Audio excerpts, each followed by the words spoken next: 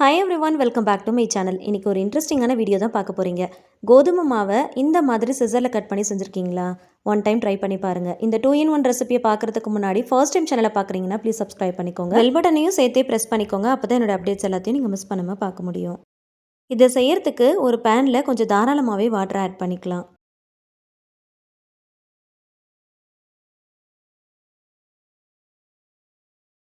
இதுக்கு தேவையான அளவுக்கு கொஞ்சமாக கல் உப்பு சேர்த்துக்கலாம்.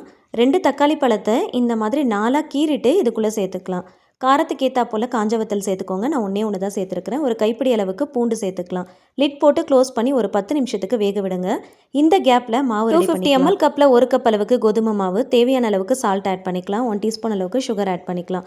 இது எல்லாத்தையுமே நல்லா ஒரு விஸ்க் வச்சு நல்லா மிக்ஸ் பண்ணிக்கோங்க. கொஞ்சம் கொஞ்சமாக வாட்டர் ஆட் பண்ணி நல்லா சாஃப்டான டோவாக நல்லா பிசைஞ்சு எடுத்துக்கோங்க.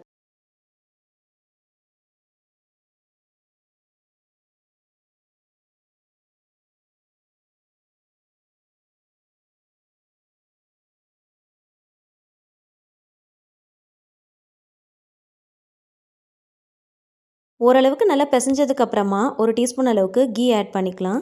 சேர்த்துட்டு நல்லா ஒரு தடவை மிக்ஸ் பண்ணுங்கள். கீ சேர்க்க உங்களுக்கு விருப்பம் இல்லை அப்படின்னா ஆயில் சேர்த்துக்கலாம். கீ சேர்க்கும் போது நல்ல ஒரு டேஸ்ட் கிடைக்கும். அதுக்காக தான் சேர்த்துருக்குறேன். ப்ரெஸ் பண்ணி பார்க்கும்போது நல்லா சாஃப்டாக இருக்கணும். அந்த மாதிரி நல்லா பிசைஞ்சு எடுத்துக்கோங்க. இதை அப்படியே ஒரு லிட் போட்டு க்ளோஸ் பண்ணி ஒரு 10 நிமிஷத்துக்கு அப்படியே ஊற விட்டுடலாம்.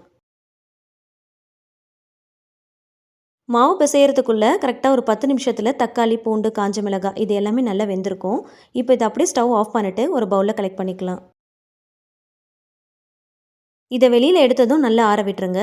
இதே பாத்திரத்தில் இன்னும் கொஞ்சம் எக்ஸ்ட்ராவாக வாட்டர் ஆட் பண்ணிக்கலாம். ஒரு ஸ்பூன் ஆயில் சேர்த்துக்கலாம். தக்காளியை வேக வைக்கும் போது உப்பு சேர்த்து தான் வேக வச்சுருந்தோம் இல்லையா? அதே தண்ணியை தான் நம்ம இப்போ யூஸ் பண்ணுறோம். எக்ஸ்ட்ராவாக கொஞ்சம் தான் வாட்டர் ஆட் பண்ணியிருக்கிறோம். கொஞ்சமாக ஆயில் மட்டும் சேர்த்தா போதும். ஆல்ரெடி மாவுலேயும் உப்பு சேர்த்துருக்குறோம். அதனால் சரியாக இருக்கும். எக்ஸ்ட்ராவாக எதுவும் சேர்க்க தேவையில்லை. பிசைஞ்சு வச்சிருக்கிற மாவுலேருந்து ஒரு பாதியை மட்டும் எடுத்துக்கலாம். ஈக்குவலாக 2ஆக டிவைட் பண்ணி எடுத்துக்கோங்க. இதில் ஒன்று மட்டும் தான் நம்ம இப்போ யூஸ் பண்ண போகிறோம். ஒரு போர்ஷன் இப்போ எடுத்துருக்கிறேன். சிசர் யூஸ் பண்ணி நான் கட் பண்ணுற மாதிரியே இந்த தண்ணியில் கட் பண்ணி போடுங்க. மாவு ஃபுல்லாக கட் பண்ணி போடுற வரைக்கும் அடுப்பை ஸ்லோ ஃப்ளேம்லேயே வச்சுக்கோங்க. ஹை ஃப்ளேமில் வைக்க வேண்டாம். இல்லைனா பாதி வெந்து பாதி வேகாமல் இருக்கும். மாவை ரொம்ப உருண்டையாக உருட்டாமல் சிலிண்ட்ரிக்கல் ஷேப்பில் உருட்டிட்டு இந்த மாதிரி கட் பண்ணுங்கள். கொஞ்சம் ரேண்டமாக அப்படியே கட் பண்ணி போடுங்க. கட் பண்ணும்போது சம்டைம்ஸ் ஒட்டுற மாதிரி இருக்கும். கொஞ்சம் லைட்டாக சிசரில் ஆயில் அப்ளை பண்ணிக்கோங்க. கட் பண்ணுறதுக்கு ஈஸியாக இருக்கும். மாவுங்கிறதுனால கண்டிப்பாக கட் பண்ணும்போது ஒட்ட தான் செய்யும். கொஞ்சம் விரலை இந்த மாதிரி எடுத்து விட்டு கட் பண்ணி போடுங்க. ஒரே சைடில் கட் பண்ணாமல் 2 சைட்லேயும் ஈக்குவல் போர்ஷனில் கட் பண்ணி போடுங்க. ஜஸ்ட் ரேண்டமாக கட் பண்ணாலே போதும். இதுக்கு சைஸ்லாம் எதுவுமே கிடையாது. அப்படியே நம்மளே கட் பண்ணுறது தான். ரொம்ப திக்காகவும் இல்லாமல் ரொம்ப தின்னாகவும் இல்லாமல் கட் பண்ணுங்கள். ஒவ்வொரு வாட்டியும் கொஞ்சம் கட் பண்ணதுக்கப்புறம் இந்த மாதிரி அகைன் கொஞ்சம் சிலிண்ட்ரிக்கல் ஷேப்பில் உருட்டிட்டு கட் பண்ணுங்கள். இது ஃபுல்லாக கட் பண்ணி போட்டதுக்கப்புறம் பார்க்கலாம். ஃபுல்லாக கட் பண்ணி போட்டதுக்கப்புறம் அடுப்பை மீடியம் ஃப்ளேமில் வச்சு நல்லா குக் பண்ணுங்கள். ஒரு 10 நிமிஷம் குக் பண்ணால் போதும். இது பார்க்குறதுக்கு அப்படியே டேட்ஸில் இருக்கிற சீட்ஸ் மாதிரியே இருக்கும். நான் உங்களுக்கு எடுத்து காட்டுறேன் பாருங்கள். பாருங்கள், இது டேட்ஸில் இருக்கிற சீட்ஸ் மாதிரியே இருக்குது. ரேண்டமாக கட் பண்ணாலே இந்த மாதிரி அழகாக டிசைன் மாதிரி கிடைக்கும். கரெக்டாக ஒரு 10 மினிட்ஸ் குக் பண்ணிவிட்டு இதை நல்லா ஃபில்டர் பண்ணி ஒரு பவுலில் கலெக்ட் பண்ணி எடுத்து வச்சுக்கோங்க. ஆயில் சேர்த்து குக் பண்ணியிருக்கிறதுனால ஒன்றோடு ஒன்று ஒட்டாமல் நல்லா உதிரியாக இருக்கும். இதை அப்படியே ஒரு பவுலில் கலெக்ட் பண்ணி எடுத்து வச்சுக்கலாம். இன்னொரு பாத்திரத்தில் கொஞ்சம் தாராளமாக வாட்டர் ஆட் பண்ணிக்கலாம். ஒரு சிட்டிக்கு அளவுக்கு மட்டும் உப்பு சேர்த்துக்கோங்க. இது கூட ஒரு டீஸ்பூன் அளவுக்கு கீ ஆட் பண்ணிக்கலாம். கொஞ்சமாக ஏலக்காய் தூள், ஒரு சின்ன துண்டு பட்டை, 2 கிராம்பு மட்டும் சேர்த்துக்கலாம். மாவை 2 போர்ஷனாக டிவைட் பண்ணியிருந்தோம் இல்லையா? ஒரு போர்ஷன் ஃபஸ்ட்டு வேக வச்சிட்டோம். இப்போ இன்னொரு போர்ஷன் இருக்கு இல்லையா? அதையும் சேம் இதே மெத்தடில் ரேண்டமாக கட் பண்ணி இந்த தண்ணியில் சேர்த்துக்கோங்க. சேம் அதே மாதிரி மாவை நல்லா சிலிண்ட்ரிக்கல் ஷேப்பில் உருட்டிட்டு இந்த மாதிரி ரேண்டமாக கட் பண்ணிங்க அப்படின்னா அழகாக சீட்ஸ் மாதிரி நமக்கு ஒரு டிசைன் மாதிரி கிடைக்கும். ஸ்லோ ஃப்ளேமில் வச்சுக்கோங்க. அதுக்கப்புறமா மீடியம் ஃப்ளேமில் மாற்றிக்கோங்க. நல்லா குக் பண்ணுங்கள். இதையும் ஒரு 10 நிமிஷத்துக்கு நல்லா வேக விடுங்க. கட் பண்ணி போட்டதும் மிக்ஸ் பண்ணிடாமல் ஒரு 2லேருந்து 3 நிமிஷம் டைம் கொடுத்துட்டு அதுக்கப்புறமா மிக்ஸ் பண்ணுங்கள். அப்போ தான் உடையாமல் இருக்கும். லிட் போட்டு க்ளோஸ் பண்ணி ஒரு 10 நிமிஷம் நல்லா வேக விடலாம். தக்காளி நல்லா ஆறி இருக்குது. இதில் இருக்கிற ஸ்கின்னை மட்டும் தனியாக பீல் பண்ணி எடுத்துடலாம். இதை அப்படியே மிக்ஸி ஜாரில் சேர்த்துக்கலாம். இதில் கொஞ்சமாக லெமன் ஜூஸ் ஆட் பண்ணிக்கலாம். கரெக்டாக ஒரு 1 டீஸ்பூன் இருக்கிற மாதிரி சேர்த்துக்கோங்க. 1 டீஸ்பூன் சுகர் ஆட் பண்ணிக்கோங்க. லிட் க்ளோஸ் பண்ணி நல்லா ஸ்மூத்தான பேஸ்ட்டாக அரைச்சி எடுத்துகிட்டு வந்துடலாம்.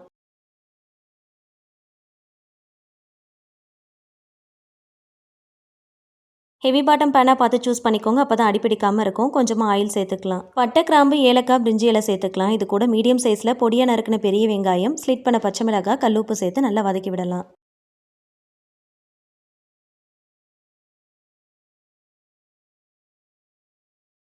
வெங்காயம் ஓரளவுக்கு கண்ணாடி பதம் வந்ததும் 1 டீஸ்பூன் அளவுக்கு ஜிஞ்சர் கார்லிக் பேஸ்ட் ஆட் பண்ணி நல்லா ராஸ்மெல் போகிற அளவுக்கு நல்லா வதக்கி விடுங்க.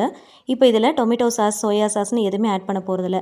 நம்ம ரெடி பண்ணி வச்சிருக்கிற இந்த சாஸ் தான் நம்ம ஆட் பண்ண போகிறோம். யூஸ்வலாக டொமேட்டோ அண்ட் சோயா சாஸ் சேர்த்தா எந்த அளவுக்கு டேஸ்ட் கிடைக்குமோ எக்ஸாக்டாக அதே டேஸ்ட் அப்படியே கிடைக்கும். ஹோம்மேடாக இந்த மாதிரி ப்ரிப்பேர் பண்ணி ஆட் பண்ணிக்கோங்க. சாஸ் நல்லா வதங்கி எண்ணெய் பிரிஞ்சு வந்ததும் 1/2 டீஸ்பூன் காஷ்மீரி மிளகாய் தூள், 1/2 டீஸ்பூன் ஜீரகத்தூள், 1/2 டீஸ்பூன் மஞ்சள் தூள் சேர்த்து ஒரு 3 நிமிஷம் போல் நல்லா வதக்குங்க. மசாலா சேர்த்ததும் நல்லா ராஸ்மெல் போகிற அளவுக்கு நல்லா வதக்கி விடுங்க. இதில் நம்ம வாட்டர்லாம் எதுவுமே சேர்க்க போகிறது கிடையாது. இந்த சாஸில் இருக்கிற இந்த வாட்டரே நமக்கு சரியாக இருக்கும். மசாலாவோடு சேர்த்து நல்லா வதக்கும் போது இன்னும் நல்லா எண்ணெயெல்லாம் பிரிஞ்சு வர ஆரம்பிக்கும்.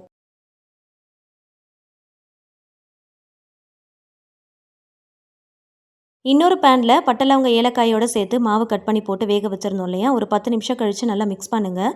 இது நல்லா வெந்திருக்கு. இது கோதுமை மாவுங்கிறதுனால இந்த தண்ணியில் வேக வச்சிருக்கிறதுனால இந்த தண்ணி பார்க்குறதுக்கு நல்ல ஒரு திக்கான கன்சிஸ்டன்சியில் தான் இருக்கும். பால் சேர்க்கும் போது சரியாக இருக்கும். இதில் ஒரு 1/2 லிட்டர் அளவுக்கு பால் சேர்த்துக்கலாம். கொஞ்சம் கூட தண்ணி சேர்க்காம நல்ல திக்கான பாலாக இருக்கணும். மாவை தண்ணியில் தான் வேக வச்சுருந்தோம். அந்த தண்ணியோடையே அப்படியே பால் சேர்க்குறோமே, நல்ல ஒரு டேஸ்ட் கிடைக்குமா, தண்ணியாக இருக்காதான்னு நீங்கள் யோசிக்கலாம். மாவை ஃபஸ்ட்டு கட் பண்ணி போடும்போது தண்ணியாக தான் இருக்கும். அதுக்கப்புறம் ஒரு 10 நிமிஷம் குக் பண்ணுறோம் இல்லையா, அப்போவே அந்த தண்ணி பார்த்திங்கன்னா நல்ல ஒரு திக்கான கன்சிஸ்டன்சிக்கு வந்துடும். ஸோ தண்ணி சேர்க்காத பால் சேர்த்து கலந்து நல்லா மிக்ஸ் பண்ணி ஒரு 10 நிமிஷம் குக் பண்ணும் போது இன்னும் ஒரு நல்ல திக்கான கன்சிஸ்டன்சிக்கு வந்துடும். பால் சேர்த்ததும் 10 நிமிஷம் நல்லா வேக விடுங்க. இன்னொரு பேனில் மசாலா வதக்கி விட்டுருந்தோம் இல்லையா, ஸ்லோ ஃப்ளேமில் வச்சுருந்தேன். மசாலா நல்லா வதங்கி எண்ணெயெல்லாம் நல்லா பிரிஞ்சு வந்திருக்கு. இப்போது நம்ம குக் பண்ணி ஃபில்டர் பண்ணி எடுத்து வச்சுருந்த அந்த பாஸ்தாவை இது கூட சேர்த்துக்கலாம். மசாலாவோடு சேர்த்து இதை நல்லா மிக்ஸ் பண்ணி விடுங்க. நல்ல மசாலா இதில் கோட் ஆகணும். நான் இன்றைக்கி சிம்பிளாக தான் பண்ணியிருக்கிறேன். உங்களுக்கு வேணும்னா இதில் கொஞ்சமாக வெஜிடபிள்ஸ் கட் பண்ணி ஆட் பண்ணிக்கலாம். ஸ்க்ராம்பிள்டு எக்கு சேர்த்துக்கலாம், மஷ்ரூம் கூட சேர்த்துக்கலாம். இன்னும் நல்லா டேஸ்ட்டாக இருக்கும். இதில் மட்டன் போன், ப்ரான்லாம் கூட போட்டு செய்யலாம். உங்களோட விருப்பம் தான்.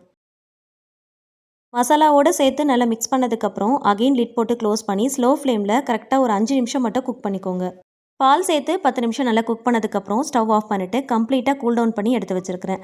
இதை நல்லா ஆறுனதுக்கப்புறம் தான் வெல்லம் சேர்க்கணும். அப்படியே சேர்த்தோம் அப்படின்னா தெரிஞ்சு போன மாதிரி ஆகிடும். 250 ml கப்பில் 1 கப் அளவுக்கு வெல்லத்தை துருவி எடுத்து வச்சுருக்கிறேன். இதை டேரெக்டாக அப்படியே சேர்த்துட்டு நல்லா கலந்து விட்டுறலாம். ஒயிட் சுகர் அவாய்ட் பண்ணிக்கோங்க. நாட்டு சக்கரை, வெல்லம், கருப்பட்டி இந்த மாதிரி ஏதாவது சேர்த்துக்கலாம். ஹெல்த்தியாக பண்ணியிருக்கிறதுனால இதில் 3ல் ஏதாவது ஒன்று சேர்த்துக்கோங்க.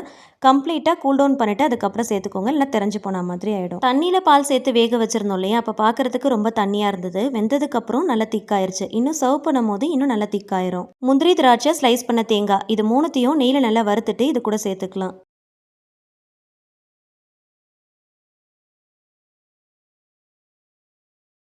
இதை அப்படியே சாப்பிட்டாலும் நல்லாயிருக்கும். ஃப்ரிட்ஜில் வச்சு நல்லா சில்லுன்னு சர்வ் பண்ணாலும் நல்லாயிருக்கும். ரிச் அண்ட் க்ரீமியான sweet pasta ready.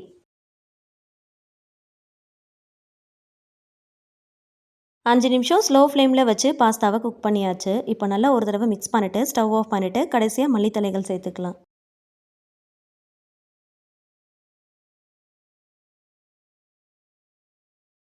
ஸ்பைசியான masala pasta ready. Mostly பாயாசம் செய்யறதுக்கு சேமியா, ரவை, ஜவ்வரிசி, அரிசி, பருப்பு, உடச்ச கோதுமை இந்த மாதிரி தான் வச்சு செய்வோம். கோதுமை மாவு வச்சு இந்த மாதிரி ஒரு தடவை பாயாசம் ரெசிபி ட்ரை பண்ணி பாருங்கள். ஸ்வீட்டாக சாப்பிட்றது பிடிக்குன்றவங்களுக்கு இந்த மாதிரி ரிச் அண்ட் க்ரீமியான டேஸ்ட்டில் கோதுமை மாவு வச்சு ஸ்வீட்டான ஒரு பாயாசம் செஞ்சு கொடுத்து பாருங்கள். ஸ்பைஸியாக சாப்பிட்றது பிடிக்கும் அப்படிங்கிறவங்களுக்கு இந்த மாதிரி மசாலா பாஸ்தா செஞ்சு கொடுங்க. ஒரே ஒரு மெயின் இன்க்ரீடியண்ட்டை யூஸ் பண்ணி சேம் டைமில் ஸ்வீட் அண்ட் ஸ்பைஸியான இந்த 2-in-1 ரெசிபியை நீங்களும் ட்ரை பண்ணி பாருங்கள். டேஸ்ட் சூப்பராக இருக்கும். கிட்ஸுக்கு ரொம்பவே பிடிக்கும். ஹிட் கொடுக்குற மாதிரி இருக்கும். ஆல்ரெடி கோதுமை மாவு வச்சு நிறைய ரெசிபி நம்ம சேனலில் போஸ்ட் பண்ணியிருக்கேன். செக் பண்ணி பாருங்கள். இதையும் கண்டிப்பாக ட்ரை பண்ணி பாருங்கள். வீடியோ பிடிச்சா லைக் பண்ணி ஷேர் பண்ணி சேனலை மறக்காமல் சப்ஸ்கிரைப் பண்ணி சப்போர்ட் பண்ணுங்கள். Thank you so much. கீப் வாட்சிங்.